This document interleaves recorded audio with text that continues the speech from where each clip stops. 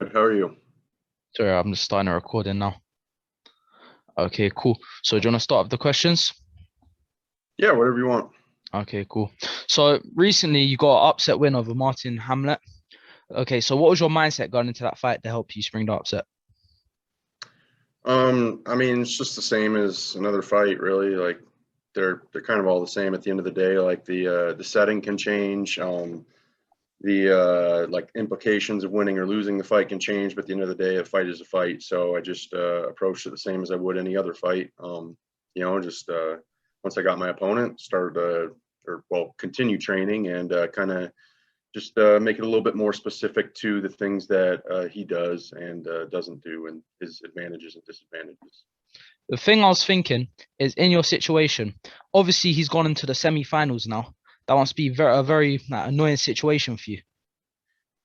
Yeah, I mean, it's a little frustrating, but that's just the way everything was set up. It wasn't Mm. like that was decided after the fact or anything. That was the way the rules were set up beforehand. So, I mean, if I wanted to get in the playoffs, I should have finished them in the second round instead of the third, and then I would have been in. So it sucks, but it is what it is. It's kind of out of my hands, and I can't do anything about it. So I'm not going to stress Mm. about it.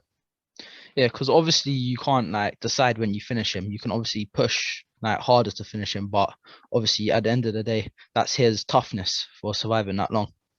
Yeah, I'm always trying to finish the fight as soon as I can, but I mean, you're fighting tough guys in there, so it's not like you can just go out there and snap your fingers and end the fight. Like it's difficult because he's trying to do the same thing to me. So yeah, it's not easy, but you just do the best you can. On the same card, your teammate Tom Lawler scored an upset and then retired. What effect did he have on your training and helping you grow as a fighter? I've been training with Tom for quite a while now. I'm not really sure how long, for like 5 or 6 years or something like that. We've been training together, so he's helped me a lot. He's obviously a good wrestler. Um, so he's helped me a lot with that and just everything in general. He's got a lot of experience. He's been around for a while, been training for a long, long time. He's got a ton of knowledge, ton of experience. So I love training with Tom. He's a great training partner. He's helped me a lot throughout my career. How do you think he'll be remembered in the sport and what impact do you think he'll have? Tom, I mean, that'll depend. Obviously, like, MMA fans, like people who really follow the sport, know who he is, but he's obviously not on the level of like Conor McGregor, Ronda Rousey, where just like everyone knows his name. But true fans of the sport would remember him. They would remember a lot of the fights he's had. He's had a lot of good fights against big name guys, good wins, good finishes, and then also there's his entrances and weigh-ins and stuff, which are one of the most memorable things about him because no one else, well, a couple of the people, but not many people do things like he does and make it into as big of a thing. So I think he'll be remembered well. He's a tough, well-rounded guy who got a lot of good wins. Yeah, it was quite a big character. Okay, Yeah. another one of your teammates, Sean Strickland, scored a win over Uriah Hall. What do you think makes his style so effective? Strickland is tough. I would say primarily because of his relentless pressure.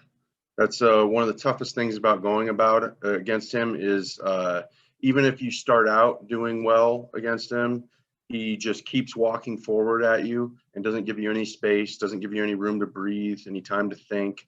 And eventually, even if you do have success against him, which is difficult because he's very skilled, it's not just the pressure, but even if you do manage to have some success, he eventually just wears you down until you tire out and you break, and then he really pours it on and actually just steps on the gas at that point. He's just a tough matchup. Recently, he got a fight booked against Luke Crocod. Do you think that is how do you think that will match up for him stylistically? Um, I think it's a good matchup. I mean, Luke is a little bit older now, and he's I don't know how much he's been training lately or not. I'm sure he's been in the gym, but a little bit older, little bit more miles. He's had some injuries and surgeries and stuff, but Luke is very tough. But I would favor Strickland in this fight. Luke is very hittable, and Sean is very good at hitting people. Um, Luke's primary, like on his feet, is like his best attribute probably is his kicks, and Strickland's tough to kick. Like in the Uriah fight, Uriah Hall is like known as a really good kicker because he is a really good kicker. But I don't know how many he threw against Sean, but I don't know. I would think it's like 5, maybe the Yeah, whole that's what I fight. was thinking. Yeah, like barely threw any kicks, and even when he's a kicker, and the thing about Sean is like he just keeps walking forward at you, and it's very hard to kick while moving backwards. So I think Sean's pressure will make it hard for Luke to use his best weapons on the feet, which are his kicks, and then he's very hittable. So I think Sean's kind of a bad matchup for him. Also, I think Sean would have the cardio advantage. If it goes to the ground, Sean is really tough to hold down. Luke has really good ground game, real good top control and all that, but Sean is hard to take down, and he's even harder to hold down. So maybe Luke's capable of doing that. I'm not sure, but we'll find out. And as well, what did you think of his fight with Uriah Hall in general this weekend? I thought it was great. I think he's a bad matchup for Uriah. Uriah is obviously very tough, but just stylistically, Strickland's a bad matchup for him. Uriah's a guy who needs some space to really do what he wants. Like he thrives if you give him some time and space to just kind of think and get his game going. And Sean just stays right in your face. He's very rarely out of range. He doesn't back up. He can give you that time to think and time to kind of I don't know, analyze and figure out what you're going to do. He's just constantly in your face where you don't have time to think. And as soon as the fight was announced, I mean, obviously it's a fight, anything happened, but I picked Sean to win that fight for sure. I actually thought he would finish him, which he almost did at a couple points, but yeah, that's it kind of went the way I thought it would, other than Sean not finishing him. So at this point in your career, you've got, I think you're 9-3. Am I correct? I'm actually what am I 10? I think I'm 10-3. 10-3. They don't count my Ultimate Fighter wins on my record, but they're fights I had. So yeah, it's kind of stupid how they don't count them. Yeah, I would feel like, especially if I lost, like I would feel dishonest not including them because it would make me seem like I'm better than I was. So it's weird to me, but whatever. I can't control it. You got some good wins in there as well, Roundtree, and he's not on your record. It's kind of it's robbing you of good wins. Yeah. Okay, yeah, you were on TUF 23. What was your favorite part of being in the house? Favorite part, I mean, honestly, the probably my favorite part is just the fact that there was like a little piece of paper and you could write down whatever food you wanted on it, and in the morning it would just be in your cupboard or in the fridge. That was probably the best part. I wish I could have that throughout the rest of my life. Super convenient. Same here. That sounds amazing. Yeah. The other than that, I mean, the whole thing, it was just a really unique experience. So it was cool just to go and experience it, see what it's like, because it's not something that most people have the opportunity to do. And I don't really foresee a way that I have an opportunity to do something like that again. So just kind of getting some experience, getting to do something new, and just new experience really. So obviously you in the Ultimate Fighter finals you lost, and you obviously weren't allowed to fight in the UFC. Do you see yourself ever making it back into the UFC? Let's just say in a few years' time. I mean, you never know. I mean, I'd be open to it if they want to pay me, but so far, since the Ultimate Fighter, all they've ever offered me is a Contender Series fight, which is a fight for less money than I was making, a lot less money than I was making, or am making, and also it's not even a guarantee you get in. Like one of my teammates, Chris Curtis, got like a spinning hook kick knockout finish on Contender Series, and he didn't get picked up. So I've been offered Contender Series a few times, and I always passed on it because I'd rather go make money than get paid less, and for just the opportunity that they might take me if I win. Yeah, so I mean, if they want to pay me, then yeah, I'm down to go to the UFC. Do you know that shows me at least they do have your name in their minds as well if they've offered you a few times to go on there. So it probably makes it easier for you. I mean, I don't think they really care about me, but whatever, it is what it is. Yeah, UFC, they are a bit of a not allowed to say on the podcast, but yeah. So anyway, so you obviously in the PFL right now. Do you see or think you're equipped enough to win the next season? Yeah, yeah. I mean, I'm still hoping that something happens and I get bumped into the playoffs this season.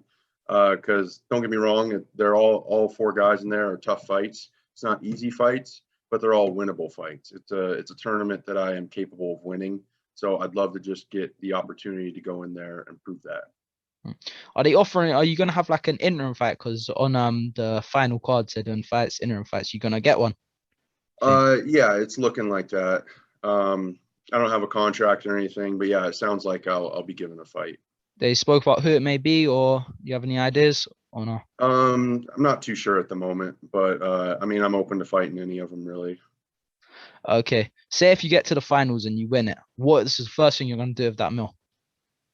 First thing, well, first thing is I got to pay out all my coaches and manager and all that, unfortunately. So the first thing is I'm going to give a bunch of money away, not to like charitable causes or anything, but just to people who I will owe money at that point in time. Mm. So unfortunately, a large chunk of that will just disappear. After that, I don't know. I hadn't really even thought about it. Probably, probably something simple. I'd probably just go on a vacation, go back home. I'm not going to just like blow the money or anything. Look for some ways to invest it. I'd buy myself some small, nice thing. But I honestly hadn't really put much thought into it. Step No. one is get into the tournament. Step two, make it to the finals. Step three, win the finals. Then I can start worrying about that. Well, you already beat a person in the semifinals, so don't think it'll be hard for you to get into it next season. Yeah, I mean, we'll see. You have to win your regular season fights, and regardless of how good you are or the matchup or anything, it's fighting, and anything can happen in a fight. I've Mm. seen plenty of people lose to people who they should beat, and also beat people who they should lose to. So at the end of the day, you just got to go out there and perform. And yeah, there's no guarantees. Just because I think I am good enough to be in the finals, there's no guarantee that I even make the playoffs. So at the end of the day, I got to go out there and perform. Well, hopefully you get two fights as well because you only got one this season, so kind of made it Yeah, unfair. yeah, that would have helped my chances of getting into the playoffs. But again, something that's out of my control. So I just had to work with what I had, and I did the best I could. Do you keep up with like what's going on in the sport? Are you a big fan of MMA or? Yeah, I follow MMA. I follow, yeah, obviously UFC, PFL, Bellator. Really, I mostly just follow fighters that I'm interested in. Mm. If there's a fight that I'm interested in for whatever reason, I'll watch it, whatever promotion it is.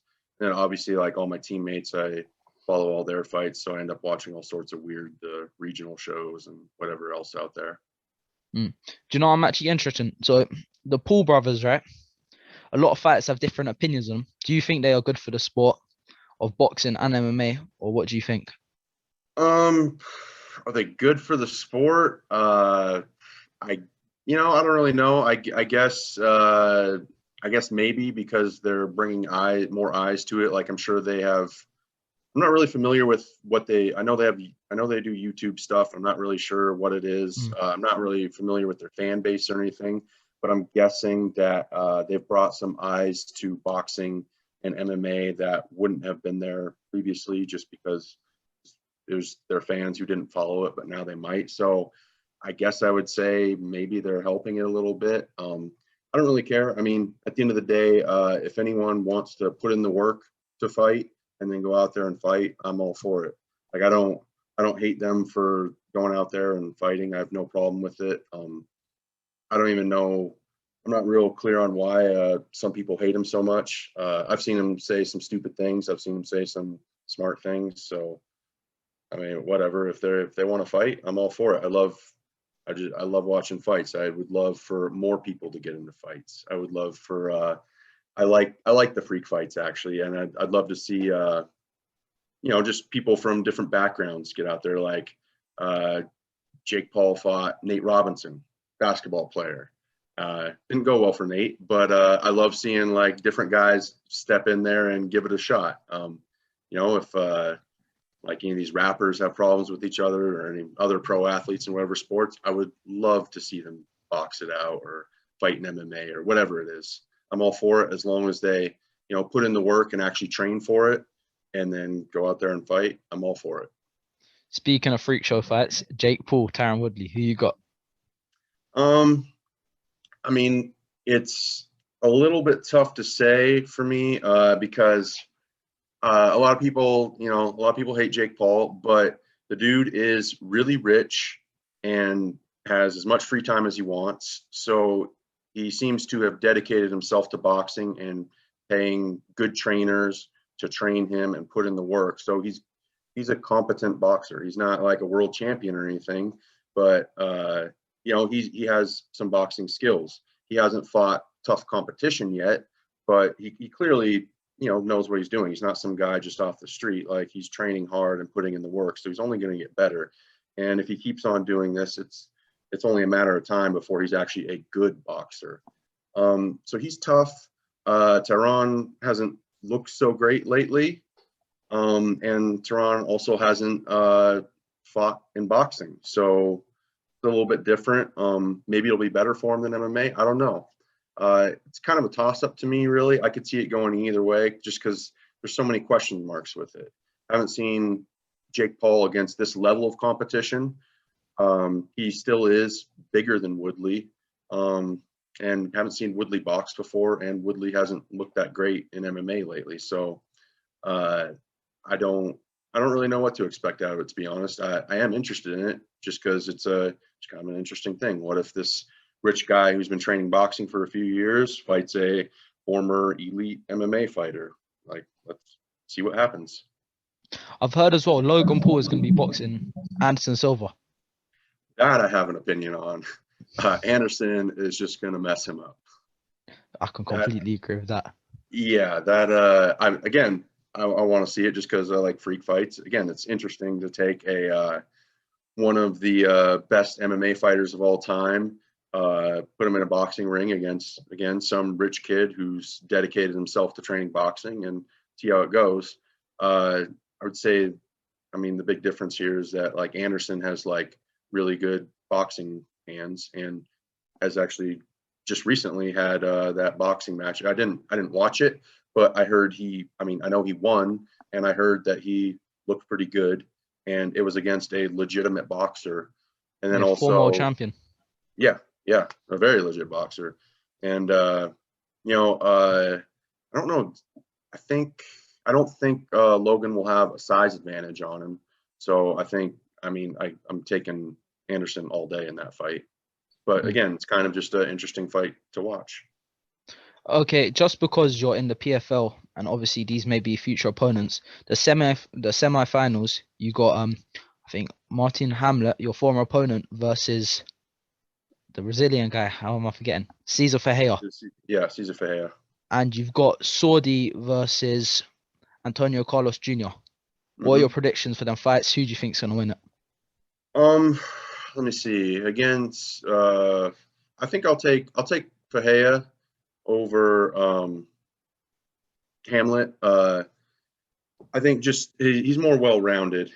I'll take him in that fight. Again, it's a fight and anything can happen, and they both have shown that they get tired the longer the fight goes. So, who knows what happens with that. But I think I'll take Ferreira just based purely on the fact that he's more well-rounded, got more MMA experience.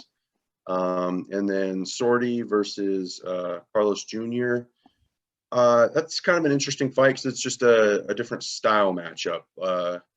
Sordi's not bad on the ground; he's solid, but Antonio Carlos Jr. obviously very good jiu-jitsu. Like, ground is his specialty, very good down there. And Sordi is good on the feet. Not that Carlos Jr. is bad, but he's much more limited, much more, I guess, kind of simple in his striking, but also still very dangerous. Got a lot of power. That one's kind of a toss-up to me. I guess, if it goes to the ground and Bigfoot's able, or not Bigfoot, Two-Face is able to get it down, I would favor him. But if Sordi can keep it standing, I would favor him. So overall, it's kind of a toss-up to me. I guess if you made me choose, I guess I'll just go Sordi, but I'm not really strong in that opinion. But so we're probably going to wrap up in a minute. But before you go, obviously, this weekend's Derrick Lewis versus Cyril Gane. So who do you think's gonna win that? Do you think Derrick Lewis will land a lucky bomb, or do you think Garn's gonna dance around him for 5 rounds? First of all, I wouldn't call Derrick Lewis's big punches lucky. He's despite what he may want to say or how it looks to some people, he's very skilled fighter. He's not as like and clean and technical of a striker as Gon, but he's very skilled, knows what he's doing. You know, it's like if you just look at it on paper, you'd probably pick Gon. Gon's the better, more accomplished striker. He's got a background in Muay Thai. He's looked very good on the feet, very clean. He's got well-rounded striking, throws a lot of variety of strikes, really good movement. He moves really well for a guy of his size, very light on his feet. You know, if you just like go down on paper, like checking the boxes of who's better at what, you would probably end up taking Ciryl Gane, but you can just never count out Derrick Lewis. He's just got that power, like even like the Volkanovski fight. Alexander Volkanovski. I think it's Volkov. Volkov. I'm sorry. So I've made the same mistake. Yeah, Volkov. His fight against Volkov, where he was getting beat up for, I think that was even a 5-round fight. Whatever it was, he was getting beat up for like the whole fight until the last minute. And he just kept getting closer and closer with that overhand until he got it.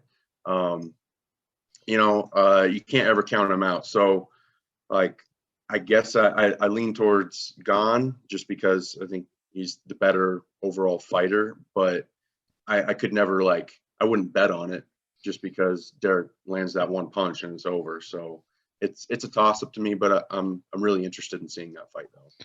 Well, you said it best yourself earlier. Sometimes fighters that should win lose. Sometimes fighters that lose should win. Yep. So you never know with this sport. That's what makes it exciting. Well, anyway, mate, this has been a good interview. Thank you for spending your time coming on here. And hopefully, after your next fight, we can get you back on it. Absolutely. Thanks for having me. Thank you, mate.